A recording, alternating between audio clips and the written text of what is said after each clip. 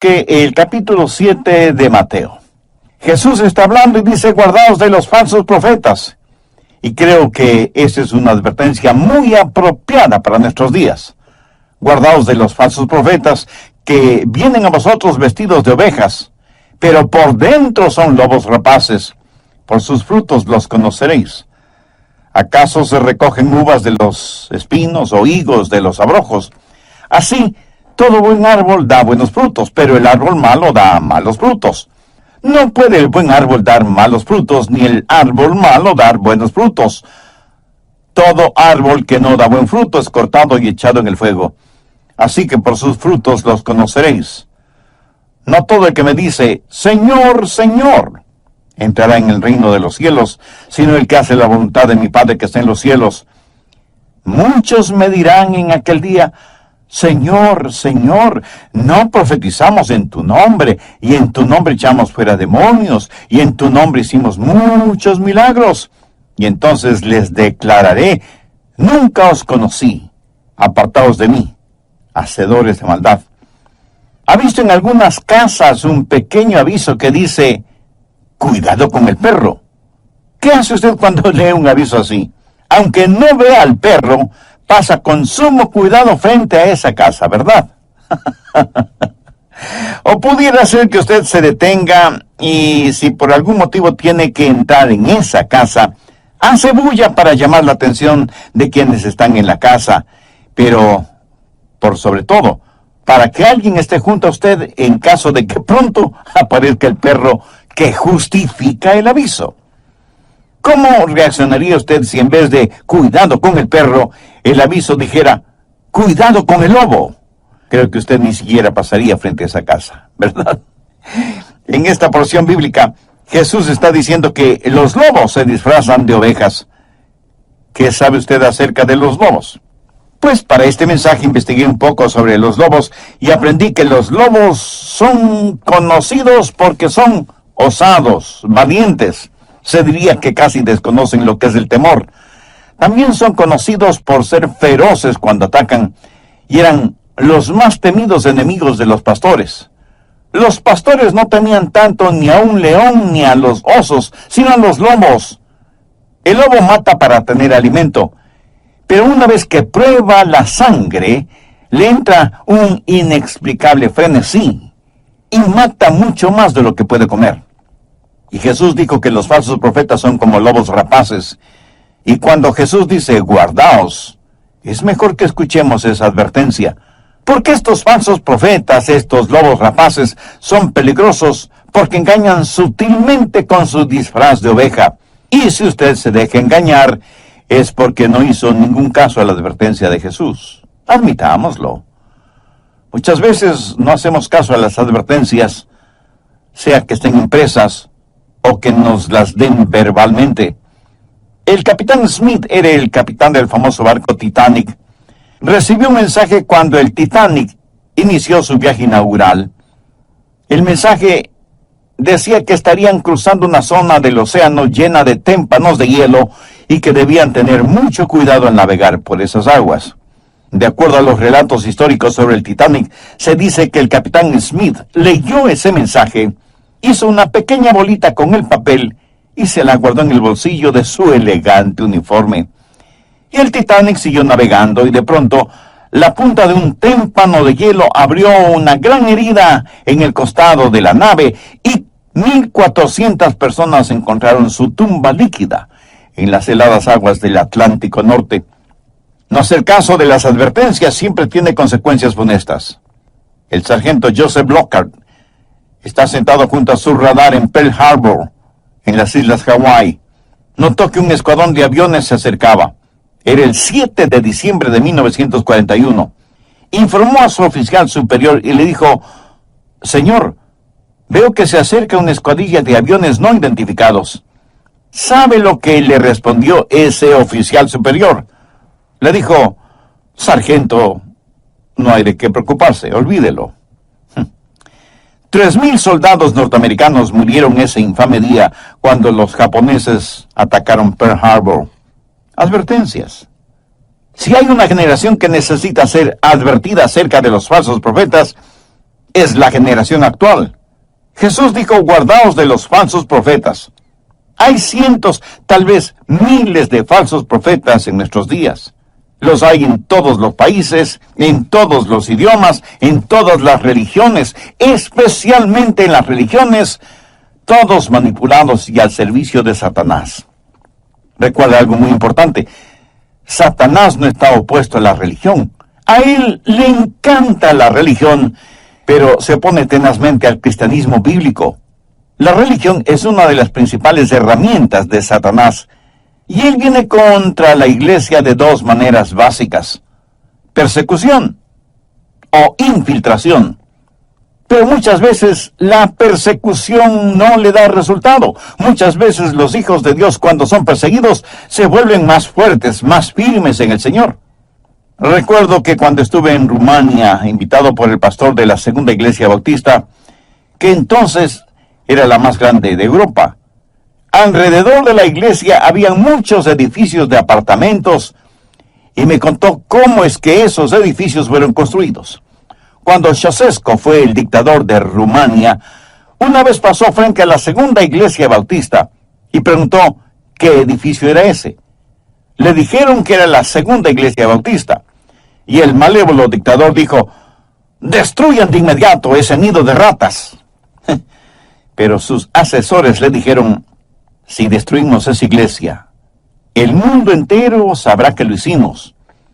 Y eso será muy malo internacionalmente para Rumania. Ceausescu lo pensó un momento y dijo, está bien, entonces escondan esa iglesia.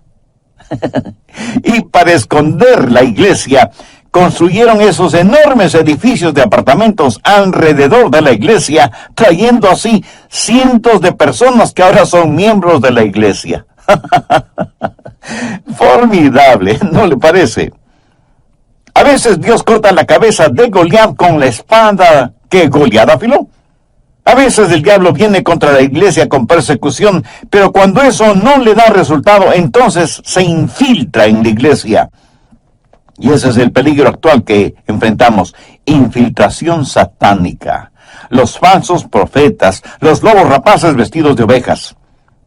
Busque Hechos 20, desde el verso 28. Pablo les dice a los ancianos de la iglesia de Éfeso, por tanto, mirad por vosotros y por todo el rebaño en que el Espíritu Santo os ha puesto por obispos, para apacentar la iglesia del Señor, la cual él ganó por su propia sangre. Porque yo sé que después de mi partida entrarán en medio de vosotros lobos rapaces que no perdonarán al rebaño. ¿Y qué es lo que les dijo Pablo a los creyentes de la iglesia de Corinto?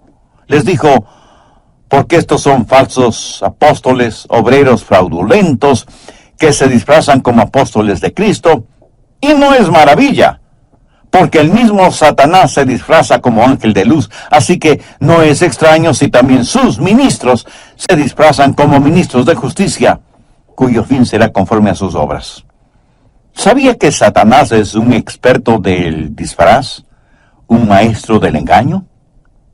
Por eso, una y otra vez, la Biblia nos advierte contra los falsos profetas. Por eso Jesús dijo en Mateo 24:24, porque se levantarán falsos cristos y falsos profetas. Y esta es una realidad que tristemente se vive en todas partes del mundo, porque como Jesús lo predijo, harán grandes señales y prodigios, de tal manera que engañarán, si fuere posible, aún a los escogidos. Hay quienes dicen que la Biblia no es la palabra de Dios, que está llena de errores y mentiras, etcétera, etcétera. ¿Por qué dicen estas cosas? Debido a las religiones falsas, debido a los falsos profetas, los lobos disfrazados de ovejas. Ahora escúcheme con atención. Quienes dicen tales cosas en contra de la Biblia, de ninguna manera prueban que la Biblia no sea verdadera. Por el contrario, prueban la autenticidad de la palabra de Dios. Porque la Biblia dice que habrá falsos profetas, falsos cristos, falsos maestros. Y si no los hubiera, la Biblia no sería verdadera. Todo lo negativo que dicen de la Biblia, lo único que hace es confirmar y autenticar nuestra fe. Hay 3 puntos importantes que debemos entender de esta porción bíblica. Primero, el disfraz que utilizan. Segundo, los frutos que muestran y tercero, el destino que comparten. Bien, veamos detalladamente estos puntos. Primero, el disfraz que utilizan. Vienen vestidos de ovejas, o sea, parecen ser parte del rebaño. Y ese es el disfraz que debemos quitarles para poder ver lo que realmente son, lobos rapaces. Los falsos profetas se presentan en 3 categorías y Dios nos ha dado la descripción de estas 3 categorías en un solo versículo. Busque la pequeña epístola de Judas, que está antes del libro de Apocalipsis, y veamos lo que dice el verso 11. Y quiero que note que toda esta epístola tiene que ver con los falsos apóstoles, falsos profetas y apóstatas. Judas es una carta de advertencia contra los falsos profetas. Bien, veamos el verso 11. ¡Ay de ellos! Porque han seguido el camino de Caín, y se lanzaron por lucro en el error de Balaam, y perecieron en la contradicción de Coré. 3 clases de falsos profetas, todos vistiendo pieles de ovejas. ¿Qué es lo que representan? Caín, el primero, representa a aquellos que pervierten el Evangelio. Creo que todos sabemos quién fue Caín. Juntamente con Abel, fueron los hijos de Adán y Eva. Abel era un pastor, y Caín un agricultor. En los 8 primeros versos de Génesis 4, leemos la historia de estos 2 hermanos que presentaron sus ofrendas delante de Dios. Abel trajo de las primicias de su rebaño un cordero sin mancha ni defecto alguno para ser sacrificado delante de Dios como expiación por el pecado. Caín ofreció a Dios el fruto de sus manos, de su trabajo, de su sudor. Así que aquí tenemos a 2 hermanos, 2 ofrendas diferentes que representan 2 religiones y por lo tanto 2 destinos. Abel ofreció lo mejor de su rebaño. ¿Por qué? Porque desde los albores de la civilización Dios enseñó una lección que la vemos reafirmada en Hebreos 9:22, y sin derramamiento de sangre no se hace remisión.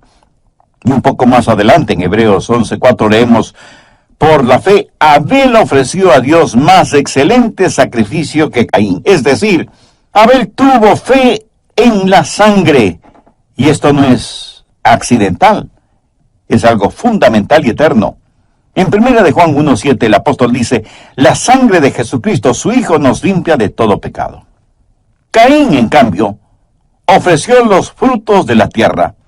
Su ofrenda no estaba basada en la sangre, sino en los frutos y las flores de su propio esfuerzo. Oh, sí, tal vez fue una ofrenda impactante, hermosa y costosa, pero no impresionó a Dios. ¿Por qué? Usted no puede sacar sangre de una calabaza.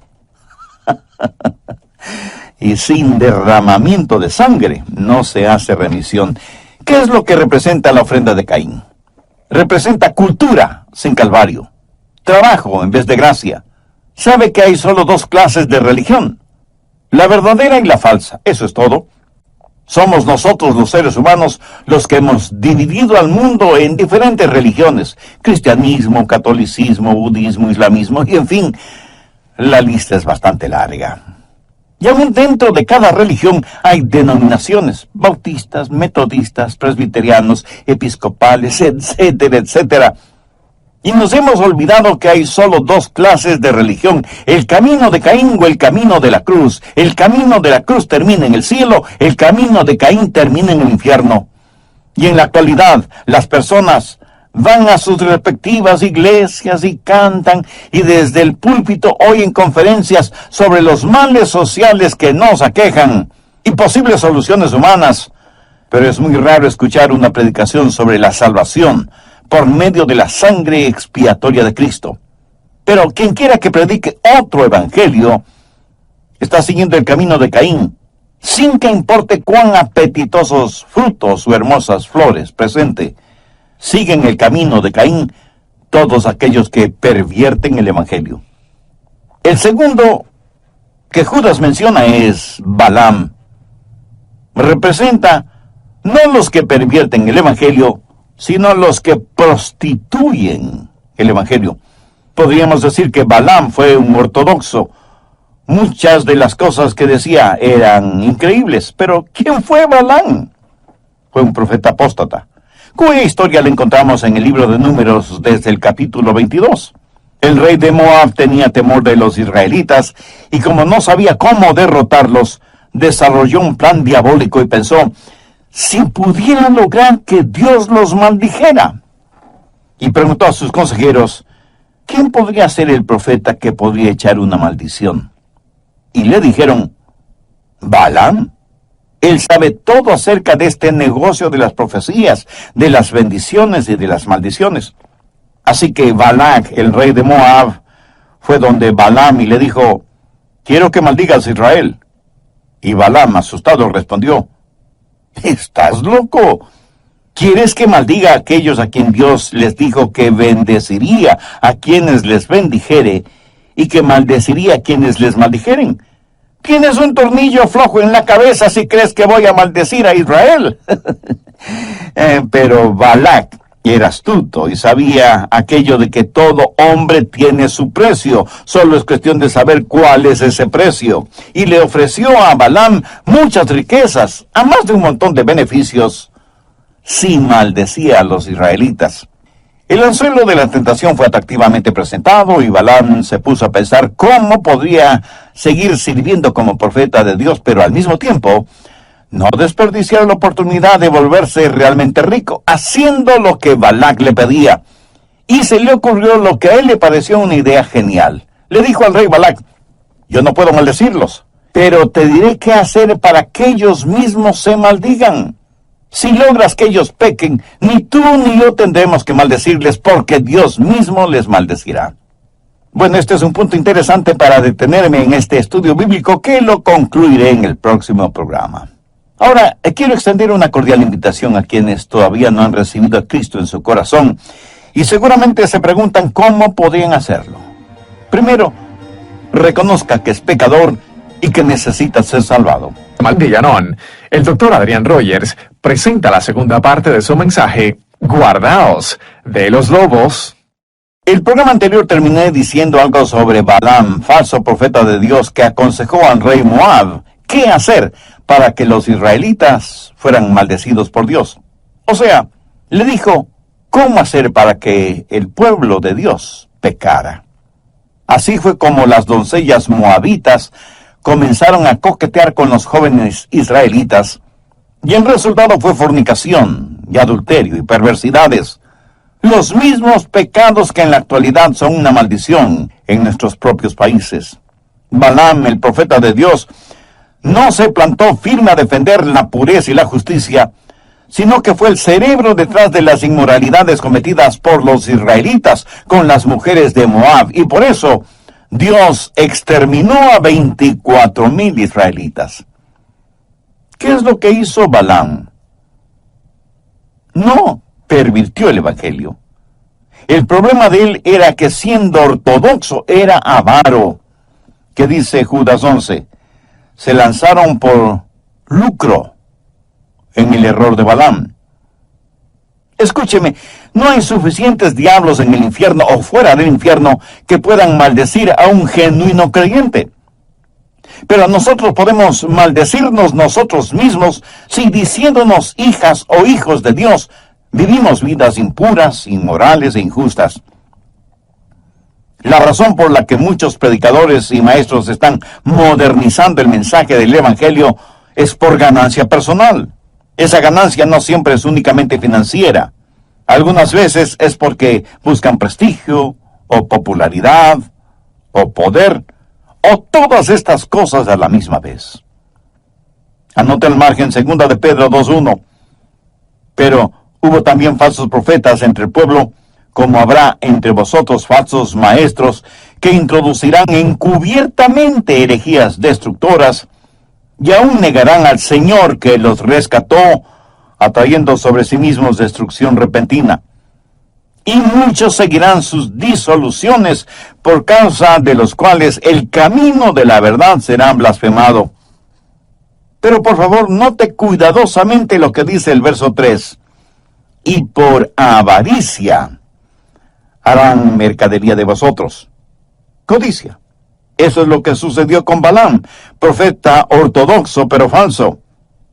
están en la obra de Dios para ver cómo pueden aprovecharse en forma personal de ella. Y hasta pueden predicar sobre la sangre expiatoria de Cristo sin pervertir el Evangelio, pero prostituyéndolo. Venden el Evangelio como los negociantes venden carros, o radios, o refrigeradoras, o televisores. Tratan de obtener la mayor ganancia posible. Bien lo dijo el apóstol Pablo en 2 de Corintios 2:17, porque no somos como muchos que medran falsificando la palabra de Dios. Pero hay una tercera clase de falso profeta, los que materializan la contradicción de Coré. Los que pervierten el Evangelio siguen el camino de Caín. Los que prostituyen el Evangelio siguen el camino de Balaam. Pero los que protestan contra el Evangelio siguen el camino de Coré. Pero surge la pregunta, ¿quién fue Coré? Su historia está en Números capítulo 16. Coré fue un hombre con muchos dones. Era un hombre de privilegio, levita, príncipe de Israel. Pero por alguna razón le disgustaba el liderazgo de Moisés y Aarón. Recuerde que Moisés y Aarón eran profeta y sacerdote. De hecho, la Biblia dice que Jesús será profeta como Moisés. Moisés es, en el Antiguo Testamento, una representación de Jesucristo. Y Aarón es una representación de Jesús en su calidad de sacerdote. Jesucristo es el profeta y el sacerdote de su iglesia. Coré se opone al liderazgo de Moisés y Aarón, y en representación de un grupo de rebeldes, les dice que no les gusta su liderazgo, que no les gusta lo que dicen ni lo que hacen. La Biblia dice que Moisés se postró delante de Dios, le expresó su manera de sentir en este asunto, y Dios juzgó a Coré y a sus seguidores, y la tierra se abrió y se los tragó, y vivos descendieron hacia el infierno. ¿Cuál era el problema de Coré? No pervirtió ni prostituyó el Evangelio, sencillamente odiaba el Evangelio. Odiaba a quienes representaban a Dios en su calidad de profeta y sacerdote. Y por eso no hay nada diferente en nuestros días. Muchos corés modernos odian el Evangelio bíblico y cristocéntrico, todavía predicado en algunas iglesias. Y yo doy gracias a Dios por esas iglesias. Odian programas radiales como este que está escuchando usted ahora mismo. Odian programas evangélicos televisivos que valientemente llaman al pan, pan y al vino, vino. O sea, que denuncian el pecado como lo que es pecado. Y no tratan de negarlo bajo el ropaje de la moral individual o de lo que es políticamente correcto hablar. El otro día estuve hablando con un psicólogo y me dijo que él antes escuchaba mis mensajes y que me odiaba. Porque yo con mis mensajes era un hombre peligroso. Y yo di gracias a Dios por predicar el Evangelio, y que por predicar el Evangelio alguien me considere peligroso.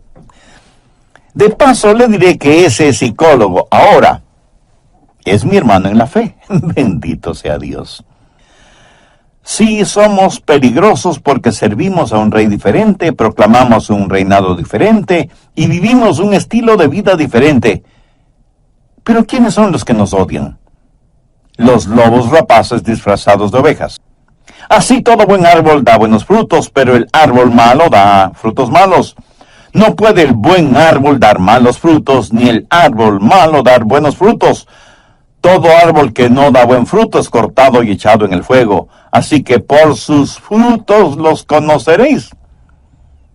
Dios está diciendo aquí que el diablo no puede continuar cubriendo el engaño porque el fruto es visible. Ahora permítame decirle algo acerca del fruto. Primero, es la raíz la que determina el fruto. Eso dice Jesús.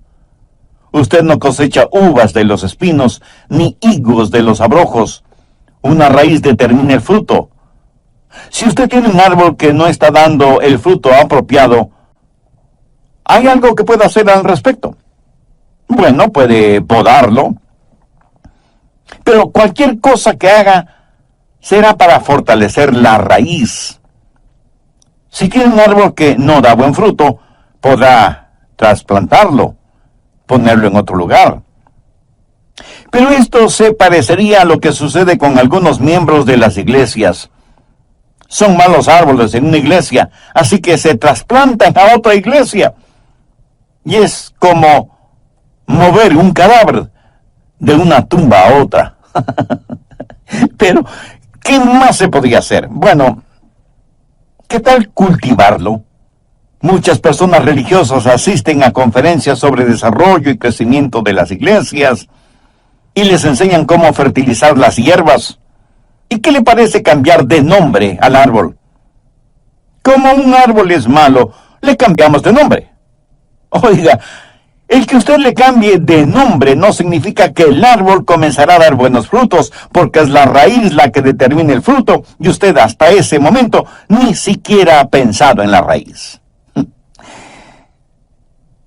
Bueno, usted podría decorar ese árbol que da malos frutos, amarrar en sus ramas algunas frutas plásticas.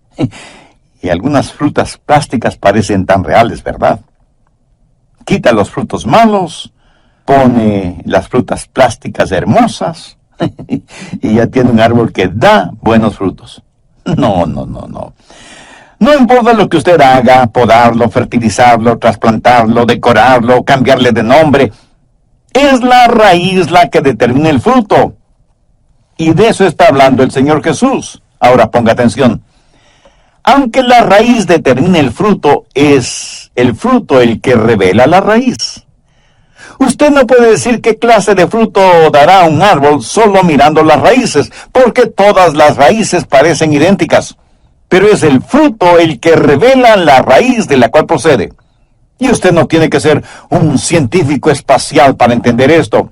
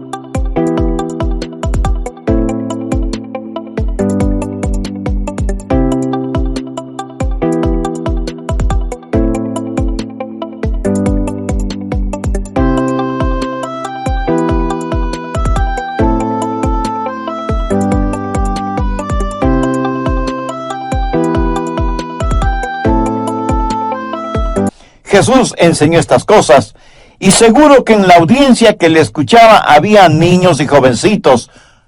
¿Cómo juzga usted a un predicador, a un pastor?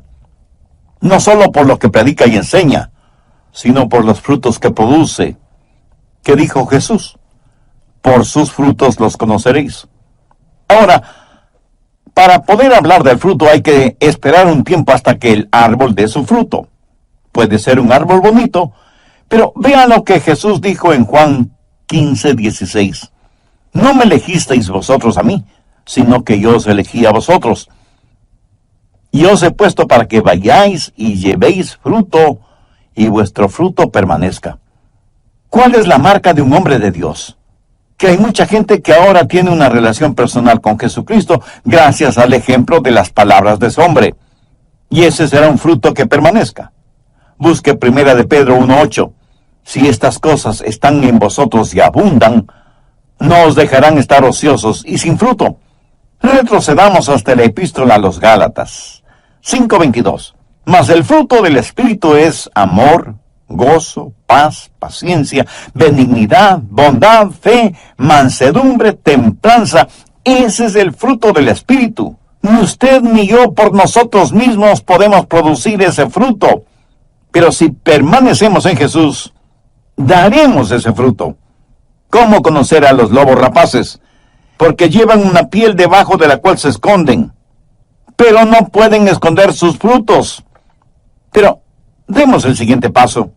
Es la semilla la que determina la raíz y el fruto, es decir, usted no tendrá ni la raíz ni el fruto adecuado si es que no tiene la semilla apropiada. Y Jesús dijo que la semilla apropiada es la palabra de Dios. En el capítulo 13 de Mateo tenemos la parábola del sembrador. La semilla es la palabra de Dios y es la semilla la que determina la clase de raíz y de fruto que tendrá y dará un árbol. Tercero, el destino que comparten. Mateo 7, desde el verso 21. Les declararé, nunca os conocí. Apartaos de mí, hacedores de maldad. Por favor, ponga mucha atención a lo siguiente. Autoridad espiritual sin la autoridad de las Escrituras es iniquidad satánica. Jesús los rechazará a pesar de sus predicaciones falsas. Pero Señor, profetizamos en tu nombre. Y Jesús les dirá, apartaos de mí, porque obraron con un poder falso. Señor, en tu nombre hicimos muchos milagros. Y Jesús les dirá, nunca os conocí. Apartaos de mí, hacedores de maldad. Este no es un cuadro de alguien que ha perdido la salvación, sino de quienes nunca fueron salvos. Oh, sí, pudieron haber predicado y haber tenido campañas de sanidad. Pudieron hasta haber echado fuera a los demonios y haberse beneficiado de cuantiosas ofrendas, pero nunca fueron salvos. Y todo lo que hicieron y dijeron fue en el poder del gran engañador, Satanás. Tal vez alguien me pregunte, pastor, ¿cómo puedo saber si soy salvo o no? Mi amigo, usted tiene la palabra de Dios y permanece firme en ella.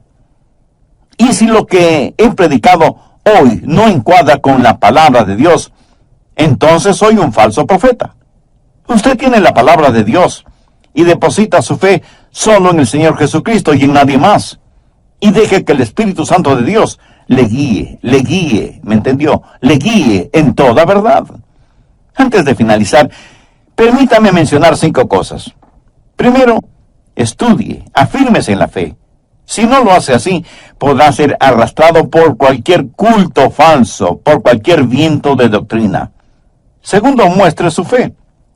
Sabe que el mejor argumento en pro o en contra del cristianismo es la clase de vida que vive un cristiano.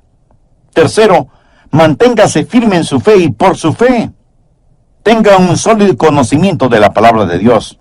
Cuando esté seguro de la verdad de las Escrituras, podrá detectar inmediatamente cualquier enseñanza falsa. Cuarto, respalde su fe.